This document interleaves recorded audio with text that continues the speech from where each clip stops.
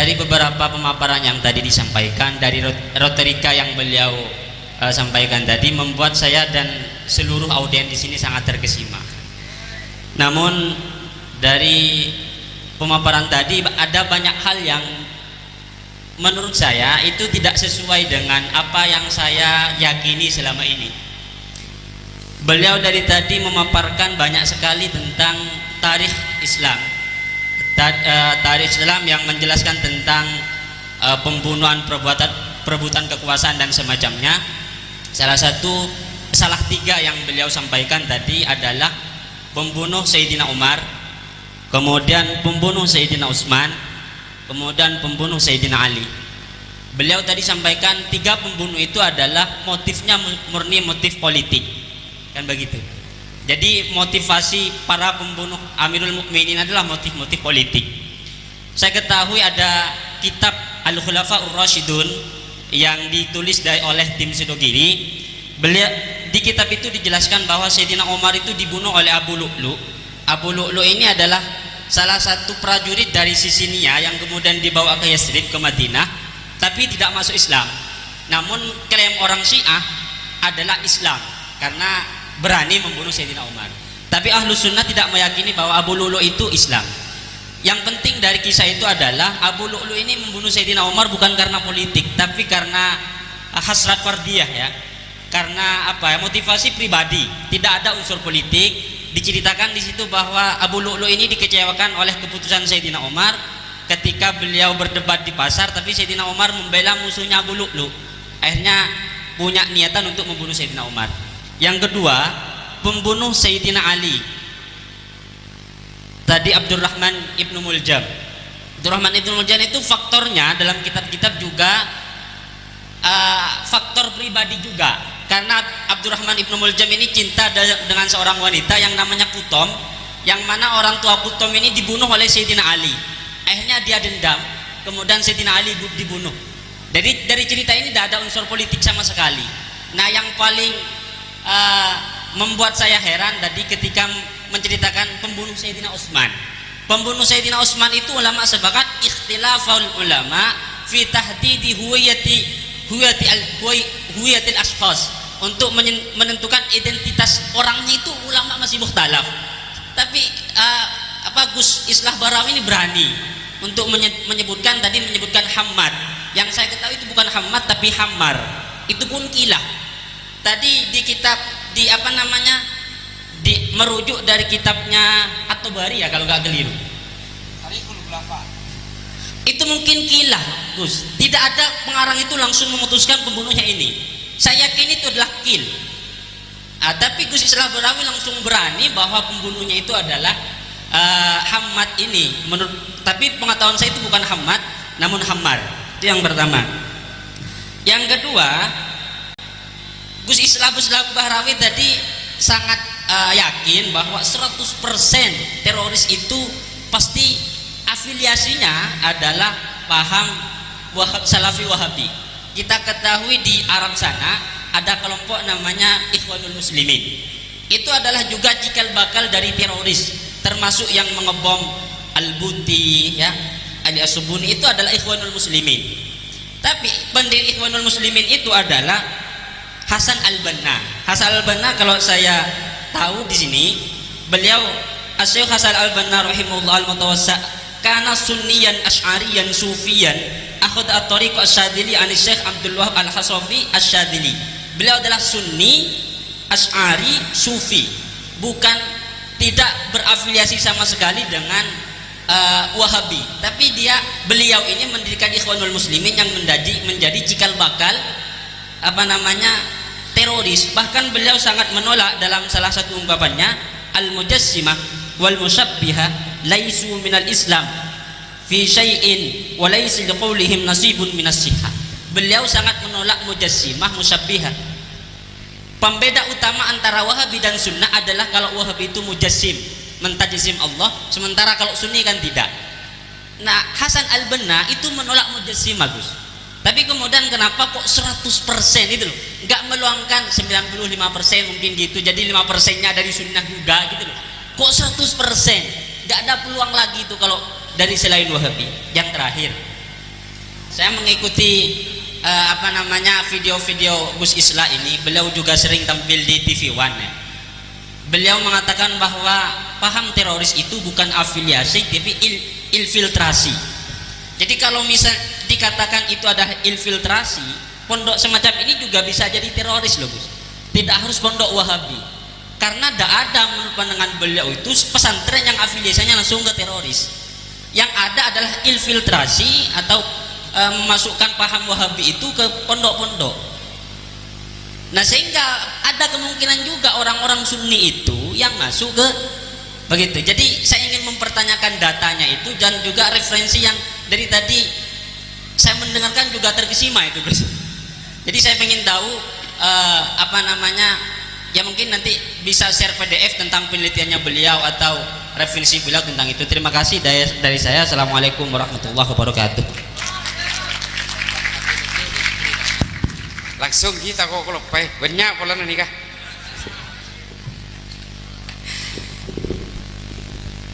Nikah jawab sepertama sarang dan gula. Pertama soal hamar. Nikah manabi neng Tarikhul Khulafa Imam Suyuti kan disebut lagi. Jadi sejarahnya begini detailnya. Ini terutama pembunuhan Sayyidina Utsman.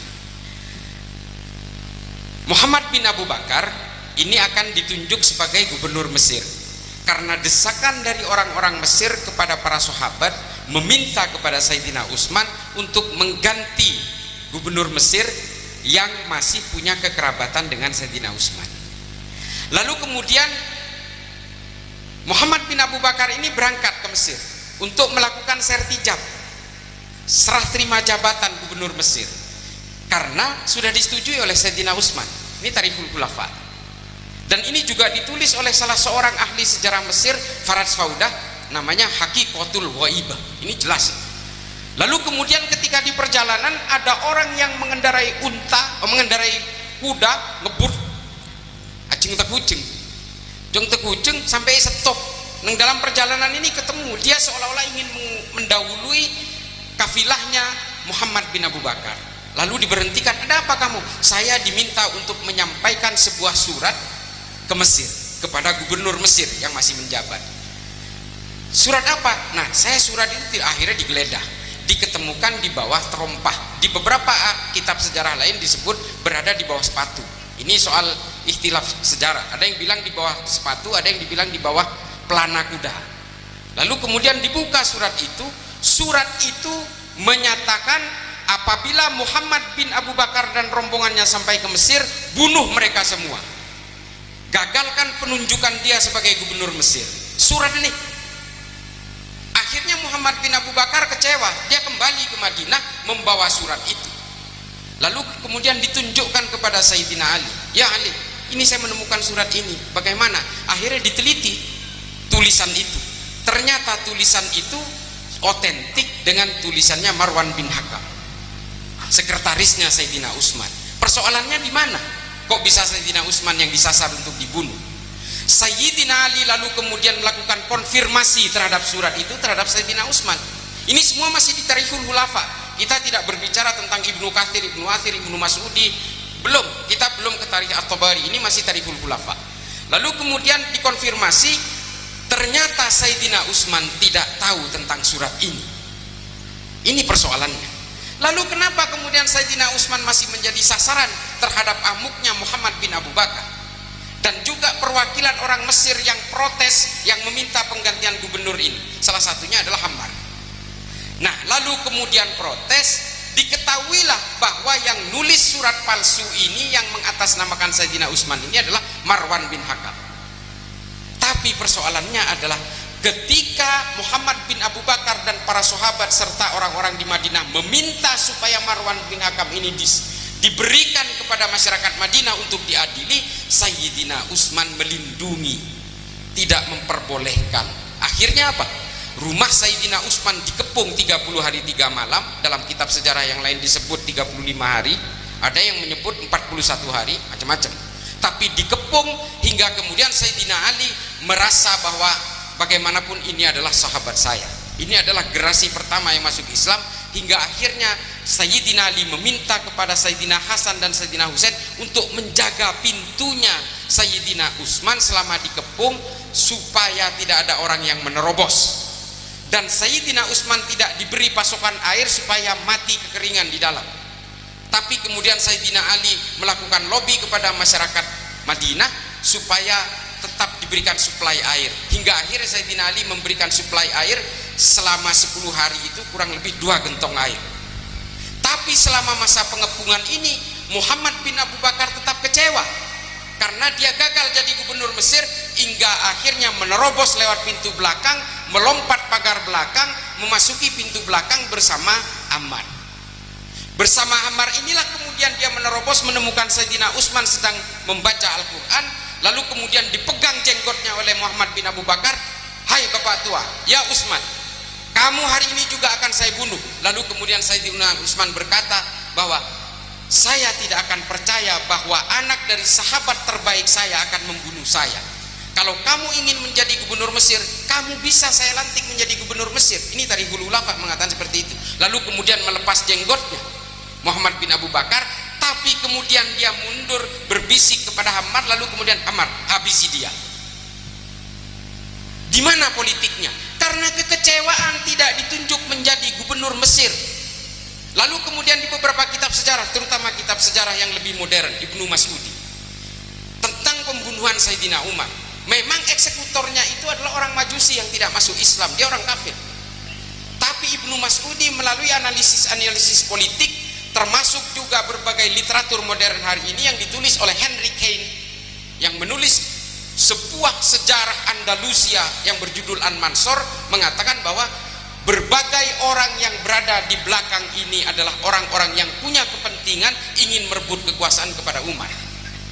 Ini adalah hasil analisis historiografi, termasuk kalau kita membaca Ibnu Khaldun pun mengatakan bahwa konspirasi antara orang-orang Islam di Madinah dan orang kafir pada saat itu hanya ingin merebut kekuasaan.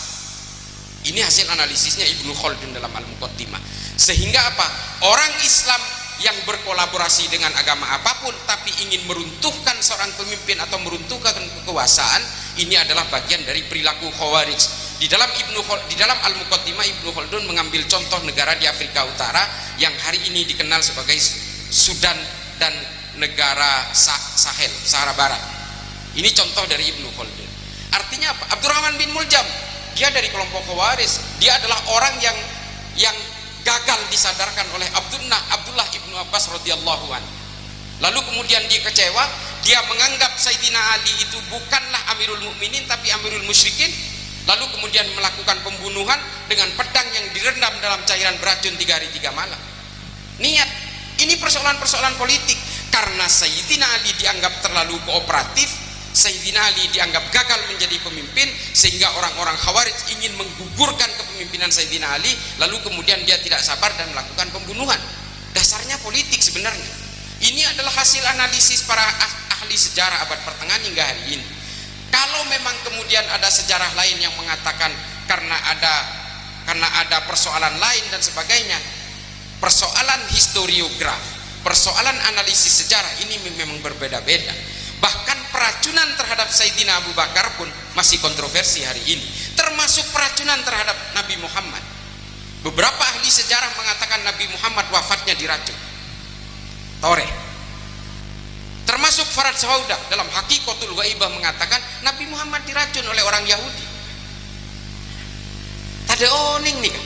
Tapi memang kontroversi sejarah ini memang tidak ada habisnya. Lalu kemudian para ulama masyhur mengatakan bahwa sejarah-sejarah tidak nyaman ini memang harus disembunyikan karena kontroversinya terlalu tajam.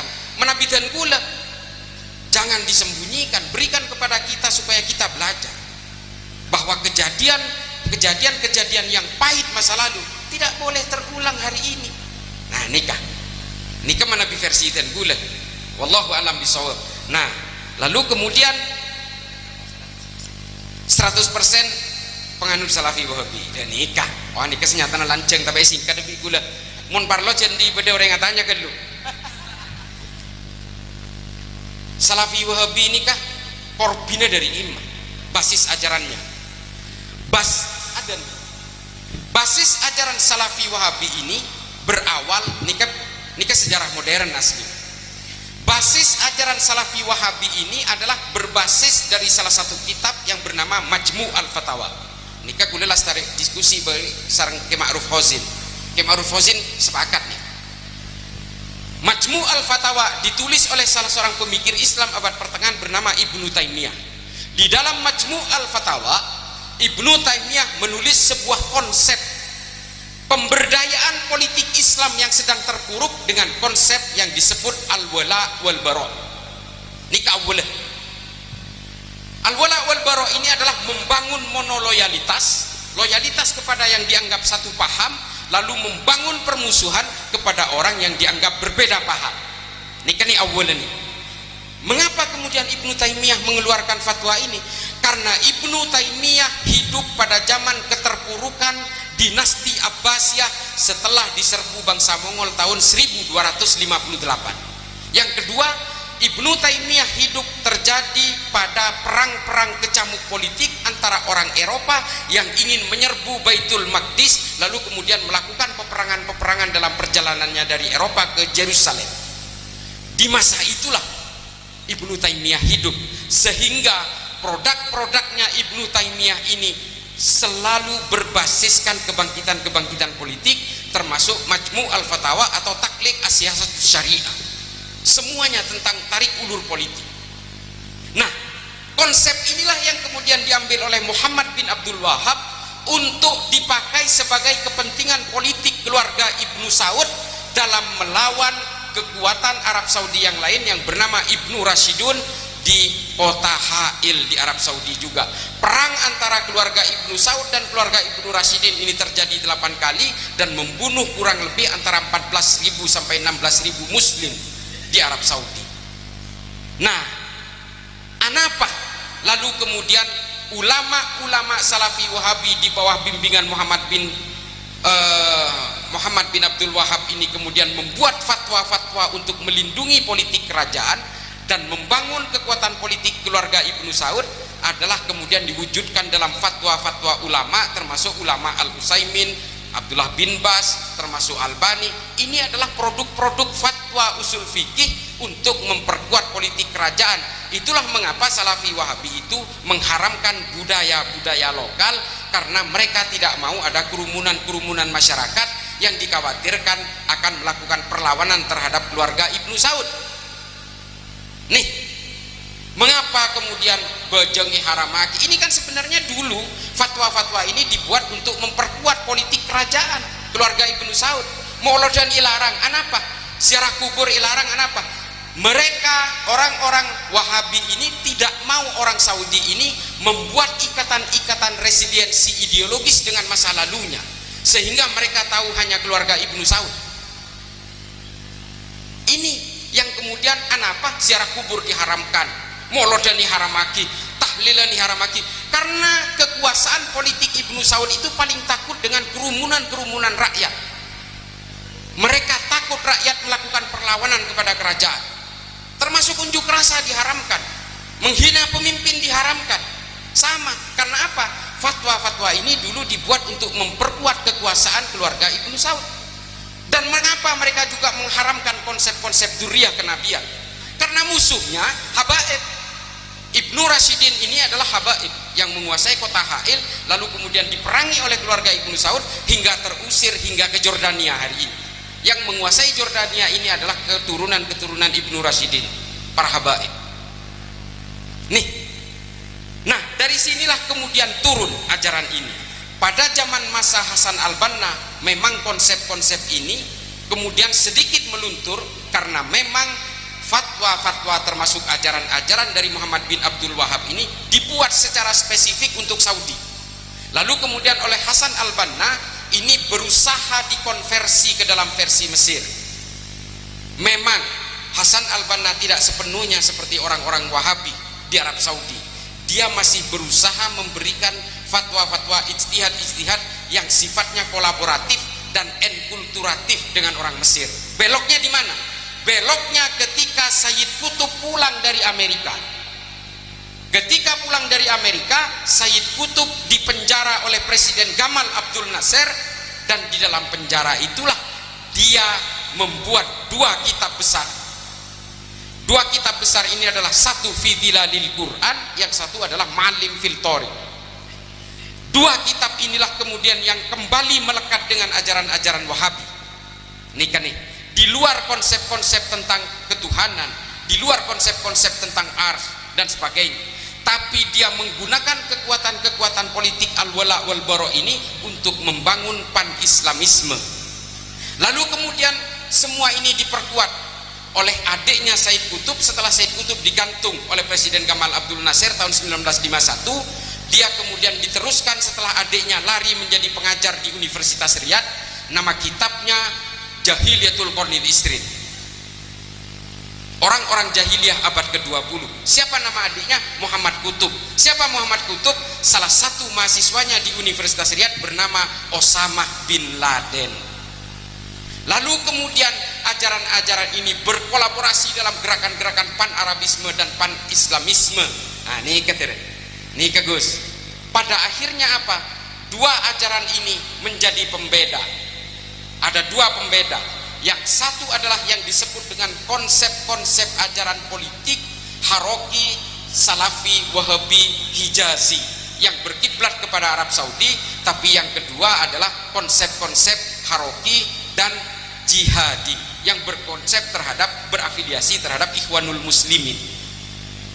Jadi ada dua kemudian yang bergerak ini. Yang satu adalah orang-orang, nah sejak saat itulah, dulu kan Wahabi ini satu. Setelah Wahabi ini identik dengan terorisme dan kekerasan, mereka mengubah namanya menjadi Salafi. Nih kan nih, termasuk organisasi Salafi Wahabi neng polisi ini kasih terpapar oleh korebu mentro ninga. Mangken nikah. Ada organisasi bernama Polisi Cinta Sunnah. Setengah ketangin, yoba jadi pembelajar cinta sunnah. Pada Wahabi ini kemudian identik dengan kekerasan-kekerasan dan terorisme, lalu kemudian dirubah menjadi nama Salafi. Setelah Salafi juga identik dengan kekerasan-kekerasan di banyak tempat, termasuk di Nigeria, di Somalia, di Republik Afrika Tengah, di Sudan, di Thailand Selatan, dan juga di Filipina, akhirnya dirubah menjadi gerakan-gerakan sunnah. Ini kelakar ahli ini kah? Strategi kemunduran. Lah kalau model ketinikah. Jadi kemudian dua poros utama dari gerakan Wahabi ini bisa dibedakan adalah gerakan-gerakan yang terafiliasi kepada Arab Saudi dan gerakan-gerakan Salafi Wahabi yang kemudian berafiliasi kepada Ikhwanul Muslimin. Ada lagi tambahannya satu hari ini yang berafiliasi kepada gerakan-gerakan trigger awal di Palestina yang bernama Hizbut Tahrir Internasional yang lebih mengglorifikasi khilafah. Ini modelnya lain boleh nih kak. Tapi semuanya sama, berbasis pan-islamisme, dan lalu kemudian tiga macam gerakan politik ini sama. Yang mempersamakan dari diantara mereka tiga jenis ini adalah dua konsep awal yang ditulis oleh Sayyid Qutb di dalam Ma'alim fil Thariq, yaitu hakimiyah dan takfiriyah. Tujuan dari kelompok-kelompok teror ini apa? Membangun toli'ah. Semua teroris punya semua kitab ini yang saya sebutkan tadi, Majmu' al-Fatawa, Ta'liq as-Siyasatus Syariah. Semua teroris punya ini. Ditambah lagi dengan fi Dhilalil Quran, Ma'alim fil Thariq, Jahiliyatul Qarnil Isrin, dan kemudian yang terakhir ada seorang ulama Saudi menulis buku tuntunan bagaimana cara membunuh orang secara biadab tapi syar'i. Judul kitab ini kah Idarat at-Tawahhush, mengelola kebiadaban. Kebiadaban soro kelola. Semua teroris punya ini. Dan saya memegang datanya. Saya yang berhadapan dengan mereka. Mun kule mereksa, kule sengaja rokok. Kule kan rokok. Kule kan ngalalaki rokok. Saya merokok dan dia pasti resisten. Awal. Ini kan ngetes awal kule. Ini ke teknik kule mun mereksa. Arokok kule, wah ngos melengos. Haram ustad ke kule. Biasa nih kan. Dan semua sama. Hera-hera kapan saya kisah nih kalau sadar arokok ada abikan telotoro sengirim ke penjara. Nikah. Artinya apa? Saya pegang data Dan saya sudah ke Afrika. Saya sudah menyusuri Somalia sampai ke negara-negara tanduk Afrika di pantai timur. Saya sudah menyusuri Afrika di jalur tengah sampai di Kenya, pinggiran Sungai Swahili, sampai ke Bangui, Republik Afrika Tengah, di mana di situ hidup Seleka, kelompok teroris di Republik Afrika Tengah. Lalu ke pantai barat saya sudah susuri sampai ke Boko Haram di Nigeria, sampai di Monrovia di Liberia, lalu kemudian sampai ke Sudan Selatan, orang-orang Kristen di Sudan. Ini sudah saya telusuri semua dan saya sudah pelajari semua. Semuanya sama pahamnya. Saya ceritakan soal Somalia. Ini kalau sering pada YouTube pula. Somalia memang melibatkan saya untuk memberikan program kontra radikal di negaranya. Orang Somalia tibi ini heran. Satu negara ini pahamnya sama. Ulama ini saja lulusan Mekah sareng Madinah. Lulusan Mauritania, Ibnu Bayyan, Yosir keluar. Orang-orang Ahlus Sunnah wal Jamaah ini Yosir. Semua sepakat mengharamkan musik pada.